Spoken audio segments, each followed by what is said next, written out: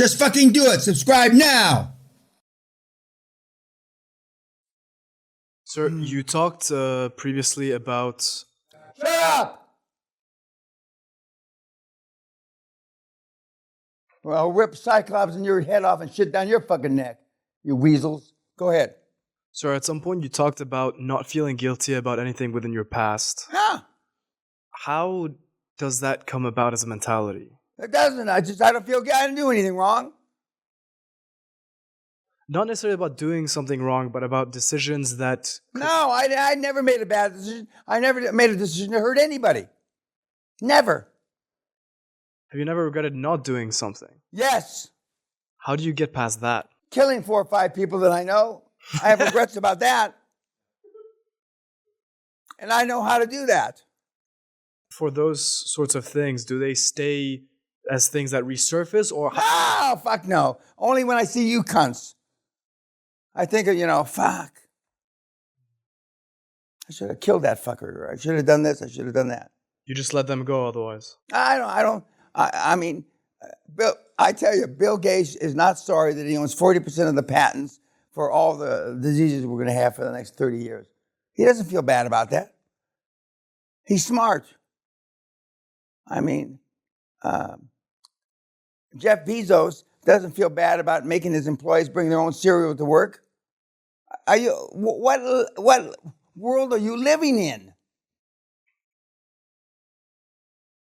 Putin doesn't have any regrets. He just wishes that he whacked people sooner. I mean, see, the world's fucked up. It's upside down. And I know it, and I've been around long enough, and I've met a lot of high-performance people that, I should have killed my third wife. I should have done this. I should have done that. I should have killed the husband of my youngest daughter. I mean, but hindsight's 20/20. 2 or 3 of you in your reports, other than the stupid ones that said you had no regrets. I regret punching that guy in the face when I was in the 5th grade, the 12th grade, whatever grade it was. But I assure you, these other guys don't have any fucking regrets.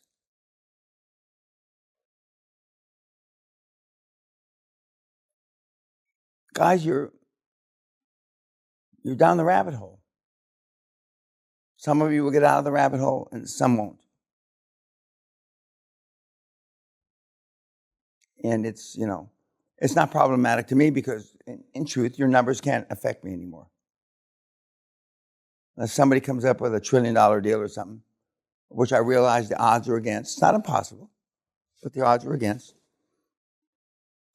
So I'm just, because I made a commitment that I was going to do this till I was end of my 80th year, which is July 2025. 2026. And I do it. I do what I say I'm going to do. But I don't need any dinners. I mean, I don't need this. I just don't. Fortunately, I'm still healthy enough to do it. And, but I mean, when you start to get around high-performance people, you'll see a difference. And just as, I've rubbed elbows, where you're rubbing elbows, the only call you're going to get on New Year's Eve is to bail them out of jail for drunk driving. I've had the privilege of rubbing elbows. But more importantly, they wanted to rub elbows with me. When I was at the Onassis group, the senior guys that knew Mr. Onassis, I never did. It reminds me of a young Airy. That means Aristotle Onassis. When I was with the Ford Motor Company, they said I reminded them of a young Henry Ford. When I was with Toyota, Mr. Toyota, I reminded him, and I was reminded about it when I was in Tokyo. I reminded them of a young Toyota. It wasn't Toyota, his name was Toyota. And he wrote a book, which everybody's forgotten about, The Toyota Way. And the Toyota Way is keep people under disciplined, constant pressure. It started with doing jumping jacks in the morning back in the 70s. Complete pressure.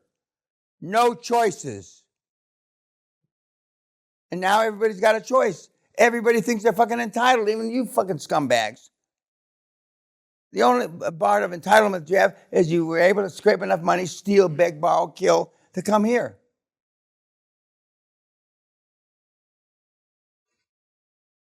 You got the mic.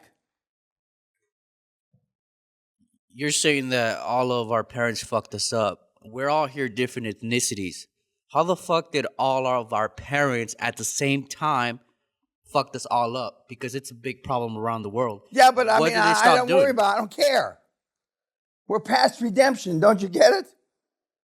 The Jews, the Muslims, the Catholics tell you that you're not beyond redemption. But you are. Doesn't matter why. The fact is that it's a product of, it's not evolution. Some ethnicities did a better job of it. There's a saying, there's nothing worse than Jewish guilt. A Jew can put guilt on you like nobody else. Having had some very close associates over the years that were Jews, my only best friend that's still alive, Howard Stein, is a Jew. I went to his bar mitzvah. I went to his sister's bar mitzvah. And I still remember I was like a second son to Irene Stein, his mother. And, they can lay the guilt on you. They tell the story they were surrounded by Arabs for 6,000 years, yada, yada, yada. And the Arabs on the other side say, well, there's a reason why Israel has no oil and gas and we have all the oil and gas. Yada, yada, yada. I've been in business with the Israeli government. I've been in business with 2 or 3 Arab governments. I heard all the stories. The bottom line is everybody fucks everybody up. In caveman days, Neanderthal Man had self-esteem.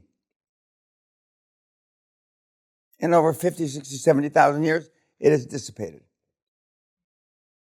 Because, they'd rather be liked. The Russians that I've been in business with laugh at us. They think we're weak. And we are. I'm not. Because I was a lot of things, but I'm not weak. So don't tell me nobody ever told you. Yeah. So you announce your retirement on July 2026. Are you going to be accepting only new mentees or? No, man. From July 2026, sayonara. Adios, motherfucker. That last seminar, like the last seminar will probably be June or July, depending on my travel schedule with Sally.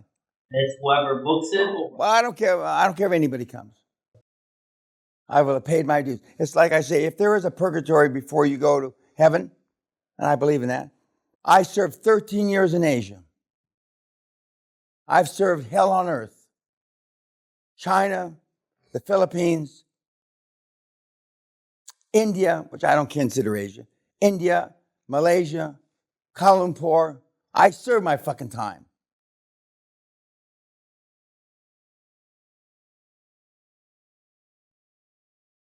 We spoke about Carnegie in the beginning. Wanted to ask you, he has been in production of iron, and I don't hear you talk about production often, like producing the Production goods, of what? like manufacturing of things. Yeah, I don't. Manufacturing, you actually have to know how to manage, and I've never really known how to manage, so I stay away from manufacturing. I was in the bolt business many years ago, and our profit, when you do make a screw.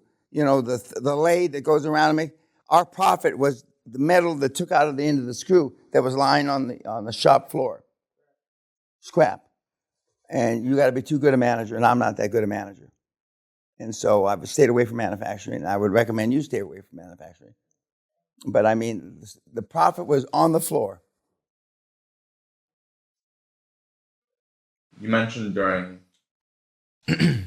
You mentioned to me during dinner earlier in the week that you would elaborate on graduation night about when you said, I think it was the first or second night, that you knew exactly what the 20-year-old Babson kid would do. I know, but I'm not. But you're not going to do what you think you're going to do. You're already off on the wrong foot. You know it, and I know it. You're going to go try to fix it. You should walk away. You're not going to do that. You know it, and I know it. Aren't you glad you asked me?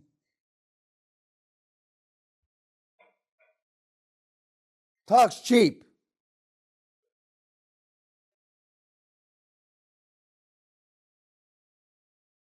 And the other two or three of you that started, turn the key, walk away. Just walk away. Leave with dignity, as Richard Nixon said when he was about to be impeached. Because the odds of you fixing it are 0.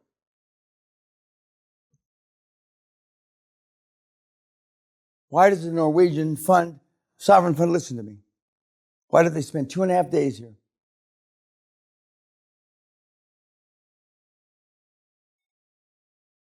They manage $1 trillion, more than $1 trillion, and you manage nothing. They listen and you don't. You're still trying to get out of your high leverage loans from crooks. God.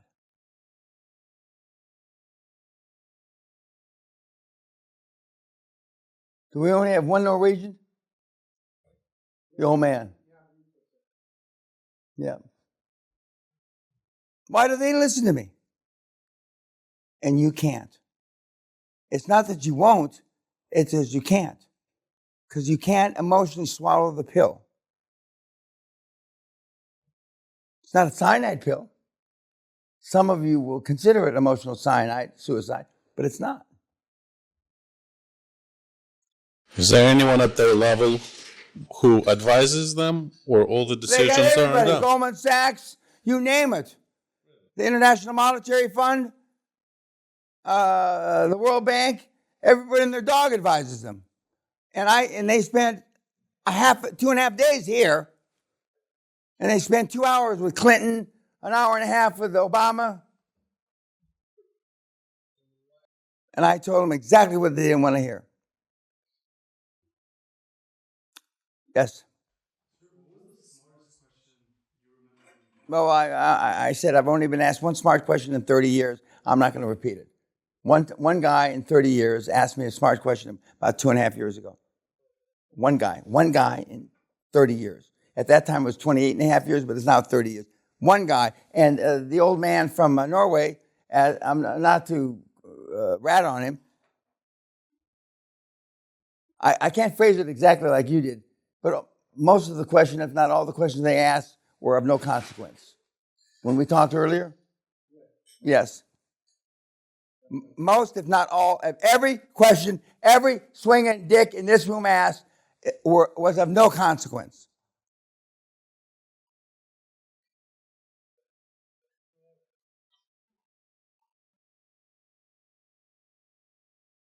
The old git. He's right, though. And I turned to Dustin a couple of times. It's like, and I couldn't believe you didn't understand the significance of Roberto Duran, one of the greatest fighters and punchers of all time, sends me boxing gloves when I started boxing. Out of respect. He's the famous guy that said no moss to Sugar Ray Leonard and stopped the fight in the 3rd or 4th round.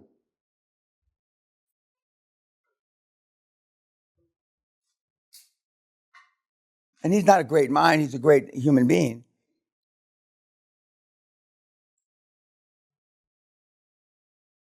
I'm telling you what God knows. And unashamedly, unfortunately, I've been saying this since I'm 12 or 13 years old. I used to tell people, I'm telling you what the Lord knows. The nuns used to beat the fuck out of me when I used to say that all the time. Occasionally, a mother superior said, he thought I was having delusions or something. He thought that I, had a tumor in my brain and that I thought God was talking to me or something like that. Well, if he was, I don't know about it, but I'm telling you what the Lord knows. How did I know we were going to have negative oil? One of the great calls of my career. Just like I know, shut it down. How did I know that? Because of your experience, sir. God told me.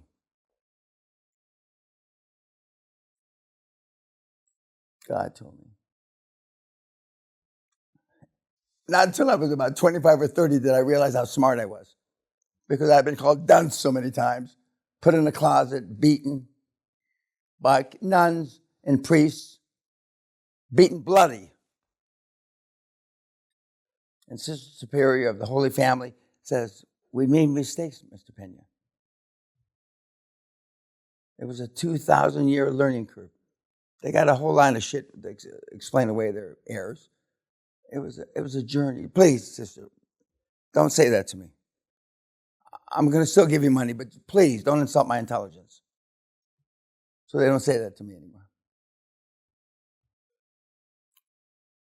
How much good do I have? I have 700 or 800 nuns and 150 priests and 3 or 4 cardinals pray for me. I don't know.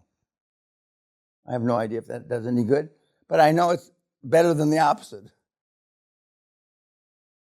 Questions? Anybody else? Yes, sir. When I start over, is there anything I can keep, like the law firm relationship or the name of the I company? mean, it depends if you stay in healthcare. I would be home health, like you said. Okay, well, I mean, but you're smarter now, aren't you?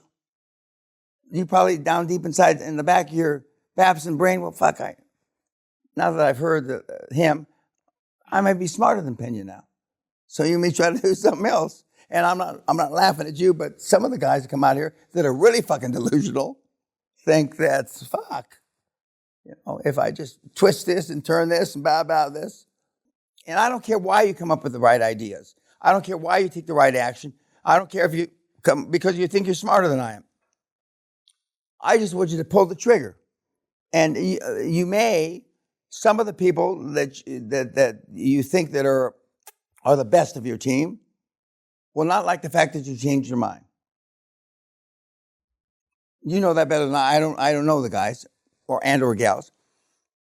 1 or 2 of them may respect you, hopefully, that because you've seen a better way.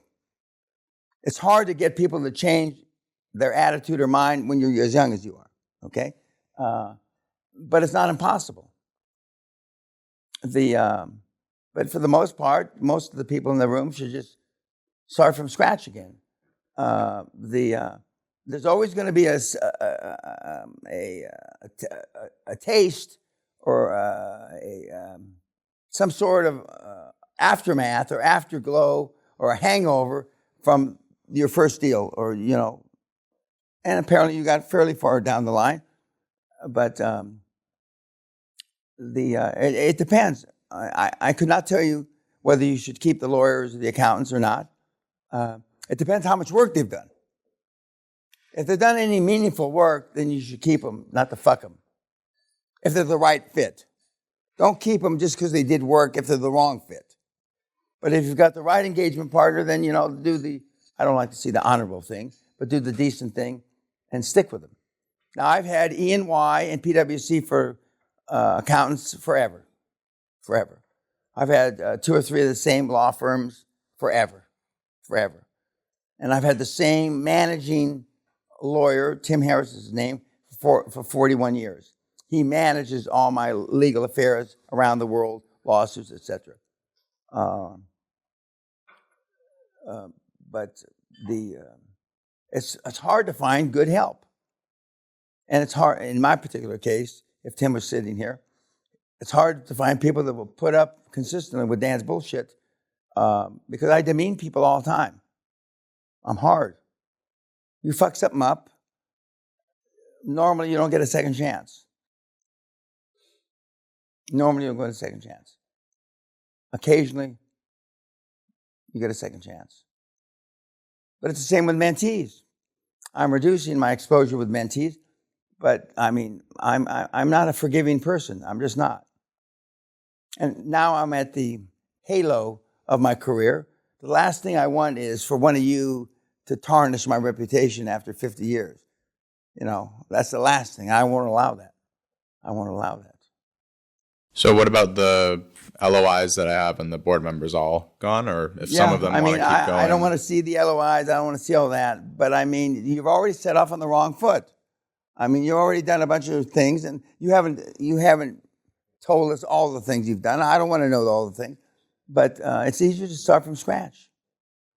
I mean, for those of you that have little companies, I can close them down and be more profitable with you in 45 to 90 days. Doing the exact same model you're doing. And most of you are keeping them open because got to pay the mortgage, You got to pay the interest on the bills, and you turn them into lifestyle businesses. Yeah. Best city to move to do QLA on the west coast of USA. Not the west coast of Russia, the west coast of the U.S. Yeah, Washington, California. Oh, yeah. I mean, they're all pussies there. If you're 10% as tough as you think you are, you'll eat them alive. You'll eat them alive. Distressed cities like Seattle, San Francisco, Yeah, yeah. Portland. They can't wait for somebody to try to buy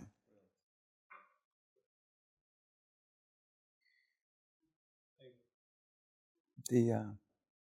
So Interpol's not calling about you. You should have answered. I didn't answer. When I'm here for the seminar, I'm 100% devoted to you guys. So tomorrow is a day of rest for me. So I'll only work 2 or 3 hours. But the next day, I thought yesterday was Sunday somehow. Today's Sunday, I'm told. And so Tuesday, I've got to prepare for 2 or 3 board meetings. I've got to prepare for a board meeting for the Russian deal. And then I'll answer Interpol.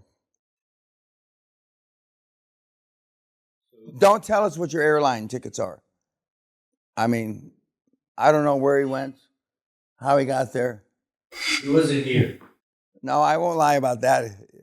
What's your real name? Kirill Vekhov. Okay. I didn't hear that. Anyway. I think everyone was under impression coming here that the homework is going to be like reviewed and addressed, but no, I only read it. Thank you. And I save only it. read it to see if you're on track. Oh. Unlike in the hardcore, we go through 32 cases, and we give you feedback, and you get feedback from your contemporaries, which sometimes is funny because they don't know what they're fucking talking about. And I give you feedback, and we have team leaders for each group of 4 or 5 people, and we have feedback, and we do a mini MBA in 8 days. But I mean, the homework you got is I want to see if you're in rhythm. Do you understand what it is to be afraid, the fear thing, okay? Do you understand that, Steve Jobs is an asshole? Do you understand that Andrew Carnegie was a ruthless prick that threw his mentor under the bus? Because that's what's going to happen to you when you get out there. At least half of you are looking for a mentor. That's horseshit. You don't need any fucking mentors. You need somebody that's going to take action. And the closest thing you're going to have to a father, and some of you didn't have a father, is your chairman. And that'll stand up, as Gabriel's chairman did, and as Peter's chairman did, and as the Viking Bitches chairman did. Anelli didn't need that. And of course, Roberto cut the head off his chairman, the gal, the Israeli gal, and got a new chairman. But not everybody's going to want you to get rich. Contrary to what they say now, they just, they're not going to be in love with that idea. And the richer you get, the less friends you'll have.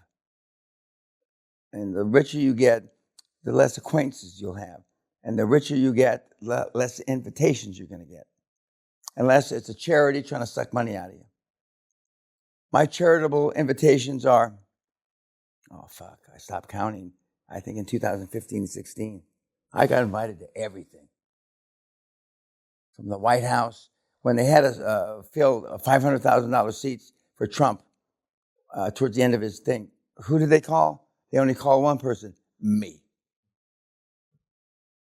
And I asked Sally, do you want to go? And she said, do you want to go? No, I don't give a shit. She says, well then, I don't give a shit either. So we call the guy back. And of course, they call a guy that I knew from the military. I mean, they use all the leverage. And I said, well, Andy, why'd you call me? Well, Dan, we've known each other for 45, 50 years. Because 1, we knew you had the money. 2, you could change your schedule whenever you want. And 3, you and Donald, the president, knew each other in a former life. The answer is still no. But when you get 36 hours to come up with $500,000, there's not that big a group of people you can call. And I said no.